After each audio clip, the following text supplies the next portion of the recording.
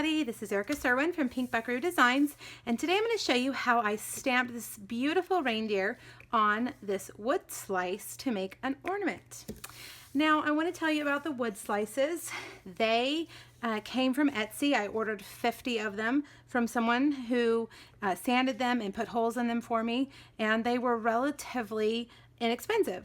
They also sell them at the craft stores, but I'm finding they're very expensive, like $3 a slice there, and I didn't pay anywhere near that. So check out Etsy, or if you live in an area that has these, maybe you can find your own log and trim it down. See, I mean, it's like a real piece of wood.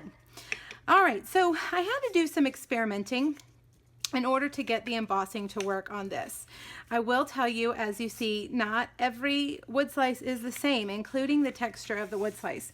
So I found that some of them seeped down in between the grooves.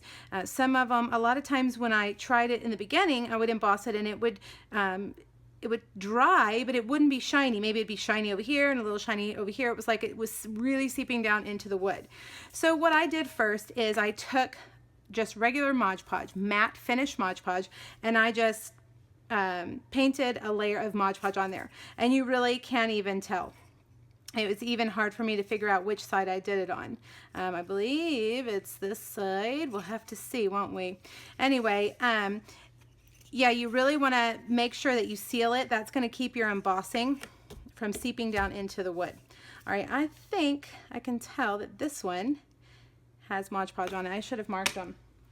All right, so just like you would regular embossing, you're going to take your embossing buddy and you want to really put a bunch of that powder on there. And then you're going to get your Versamark, and you want to make sure that your Versamark pad is very juicy. You want to get as much of that Versamark on there as you can. And I think that these wood slices are about I think when I bought them they were 3 to 4 inches was the option. And they're, again, not all the same. All right, so I'm going to take my gold embossing powder, which I have put in an old stamp box, and I'm going to put it on there, and you can see that already there's an imperfection in the wood there, so it's not going to fill in. But I found after I started embossing that I really liked those imperfections. And I'm going to tell you a way that you can fix those. Now, another thing that I found is it took a lot longer for the embossing powder to turn.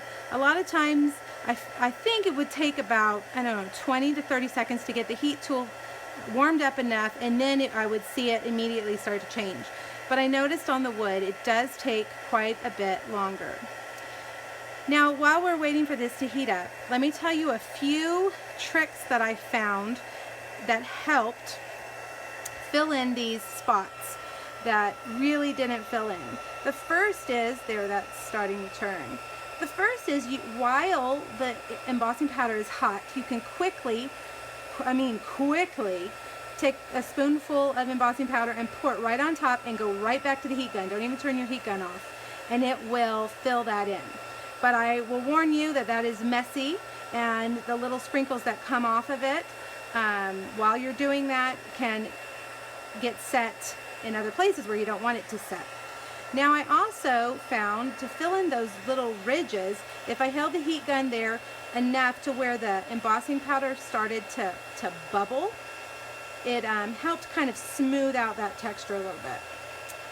All right, that looks pretty good.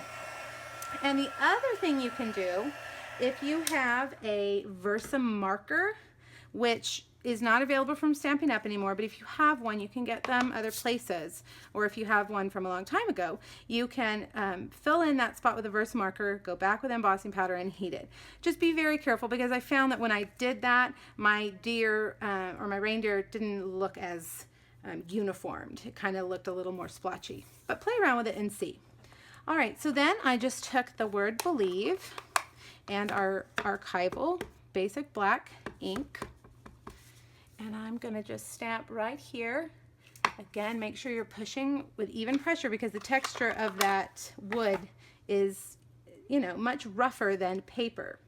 All right, so now I took some satin, basic black satin, and the holes that they drilled in here were kind of small, so I took my stylus and pushed that through, and then I knotted it. I'm sure there's a better way to do it, but this is how I did it. I made a bunch of these for my holiday retreat, so I was kind of in the let's get it done quickly mode. So if you have to make a bunch of them. All right, and then I just trimmed that real close, and then I pulled that so that that knot is hidden in the back. All right, and then some cherry cobbler thick twine.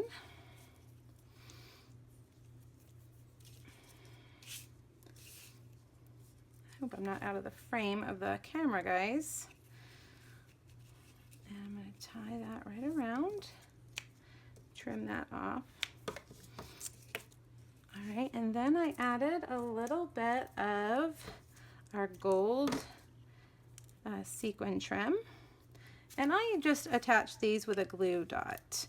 But if you want to really make sure it's going to stay for all time, if this is going to hang on your tree for years, I probably would use hot glue. All right, so there you have it. The last thing I did was to use the Dazzling Details Cherry Cobbler. And I'm going to run it out over here just to make sure it was coming out a little bloppy. And I'm just going to put a little dot on his nose. And that's it. It was really fun stamping on wood. I have not done that before. I had to play around with it a little bit to see how it would work, but I think it's beautiful. Now you can see that imperfection is there, but again, after I started making them, I realized I liked the imperfections because it's wood. It's not going to be a smooth surface like paper.